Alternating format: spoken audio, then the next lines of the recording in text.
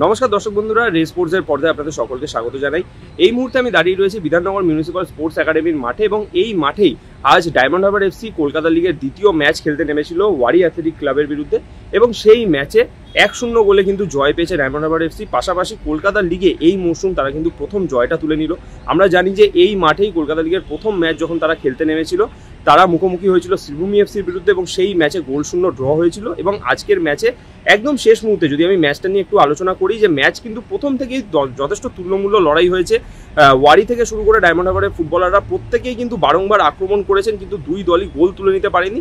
এবং 90 মিনিটের একদম শেষ সময় যখন সংযুক্তি সময়ের খেলা চলছে, 5 মিনিটের এক্সট্রা টাইম দেওয়া, সেই 5 মিনিটের অ্যাডেড টাইমেরও একদম শেষ মুহূর্তে গিয়ে কিন্তু গাংতে ডায়মন্ড হারবার এফসি ফুটবলার তিনি গোল করলেন এবং তার গোলেই আজ ডায়মন্ড হারবার এফসি ম্যাচ জিতলো। এবং আজকের এই ম্যাচটা জেতার ফলে স্বাভাবিকভাবেই ডায়মন্ড হারবার এফসির কোচ থেকে শুরু করে সাপোর্ট স্টাফ কর্তারা প্রত্যেকেই যথেষ্ট পরিমাণে খুশি।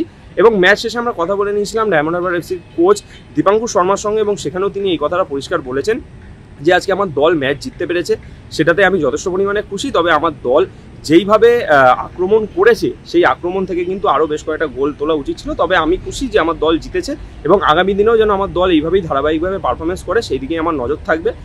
চলুন শুনে নেওয়া যাক কোচ দীপাঙ্কুর শর্মা কি বললেন তার মুখ থেকে। Unfortunate, and again, this part of it being the first and second game of the season that things like this happen. But it's the 3 points that matters for us, and we're happy that we got the result that we got. Yes, that's what. So it's part of our process. We are working a lot of ideas, and things like these improve as and when the games go on. So it's important to get the result and understand the things that we need to improve upon. And I'm sure the way the players are, we have the ideas. We will get better, the chemistry will improve between the players, and we will do a better job going forward as well.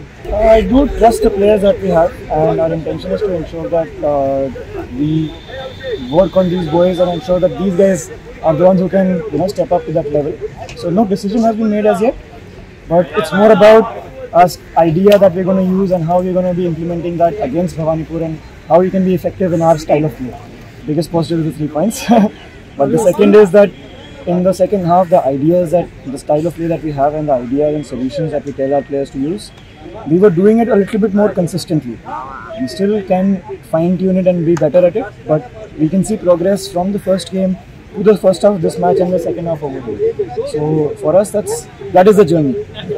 এছাড়াও আজকে কিন্তু match চলাকালীন একটা বিতর্কিত জিনিস আমাদের চোখে পড়েছে, যেটা আমরা সকলেই জানি যে কোনো লিগের খেলা যখন চলে সেখানে কিন্তু কোনো দলেরই কোচ থেকে শুরু করে সাপোর্ট স্টাফ কারোরই কিন্তু কোনো রকমের ইলেকট্রনিক জিনিস মাঠে ম্যাচ চলাকালীন বসে ব্যবহার করার কোনো রকমের অনুমতি নেই। সেই মতোই আজকে আমরা দেখতে পেলাম যে ওয়ারির একজন সাপোর্ট স্টাফ তিনি কিন্তু যখন ম্যাচ চলছে সেই সময় তিনি মাঠে বসে ডাগআউটে বসে তিনি কিন্তু ফোন চালাচ্ছেন, যে জিনিসটা কিন্তু সরাসরি প্রশ্ন ওঠে আইএফএর ম্যানেজমেন্টের দিকে।